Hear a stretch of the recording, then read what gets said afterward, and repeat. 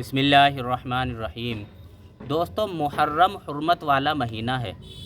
اس مہینے میں ہمیں چاہیے کہ اس مہینے کو ہم نبی کے طریقے پر گزاریں،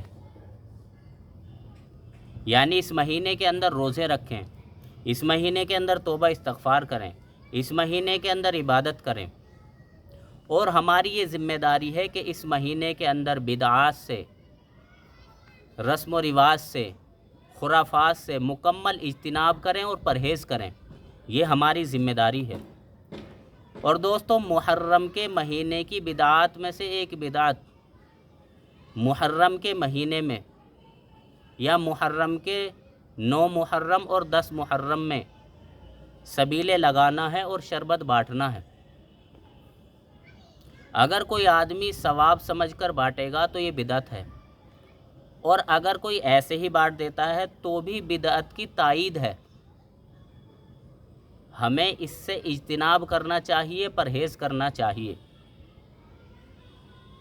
اگر کوئی معاشرے کے اندر بدعت شروع ہو گئی ہے تو ہمیں اس کا مکمل بائیکاٹ کرنا چاہیے اور ہمیں لوگوں کو اس سے بچانا چاہیے۔ یہ بھی ہماری ذمہ داری ہے۔ تو دوستو، اگر کوئی آدمی محرم کے مہینے میں کربلا کے واقعے کو یاد کر کے شربت پیتا پلاتا ہے اور بانٹتا ہے تو یہ تو بڑے تعجب کی بات ہے، کیونکہ دوستو، کربلا کا واقعہ کسی بھی لحاظ سے خوشی کا نہیں ہے۔ کربلا کا واقعہ غم کا واقعہ ہے، افسوس کا واقعہ ہے۔ اور دوستو، یہ بات سمجھیں کہ یہ بات میرے آج تک سمجھ میں نہیں آئی ہے کہ شہادت کا شربت سے کیا لینا دینا ہے۔ ایک طرف یہ کہا جا رہا ہے کہ وہ پیاسے شہید ہو گئے ہیں، اور دوسری طرف شربت بانٹا جا رہا ہے۔ ایک طرف مکمل غم منایا جا رہا ہے، پھر اس کے بعد خوشی منائی جا رہی ہے۔ تو دوستو، شربت کا شہادت سے کیا لینا دینا ہے، یہ بات آج تک میرے سمجھ میں نہیں آئی ہے۔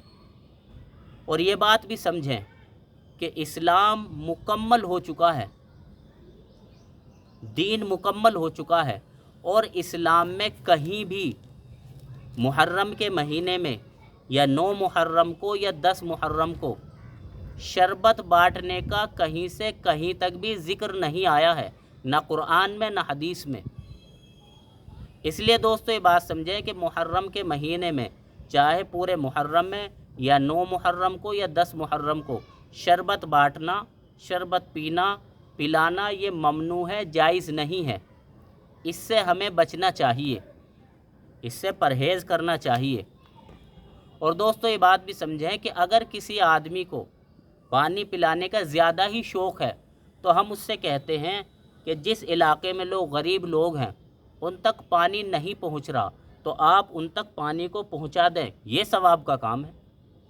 اسی طریقے سے آپ کہیں پر کنواں کھدوا دیں جہاں پانی کی ضرورت ہے، سمر سیول لگوا دیں، نل لگوا دیں، ٹنکی لگوا دیں۔ اس طریقے کا آپ کام کریں، یہ جائز ہے، شریعت میں اس کا ثواب بھی بہت ہے۔ تو اس کام کو کریں، نئی نئی بدعات کو ہم ایجاد نہ کریں، نئی نئی بدعات پر عمل نہ کریں، خود بھی اس سے رکیں اور دوسروں کو بھی اس سے رکنے کی تائید کریں، تاکید کریں، بتائیں کہ بھئی ایک عمل صحیح نہیں ہے، اس سے ہمیں بچنا چاہیے۔ اللہ تعالیٰ صحیح سمجھ کی توفیق نصیب فرمائے۔ وآخر دعوانا ان الحمد للہ رب العالمین۔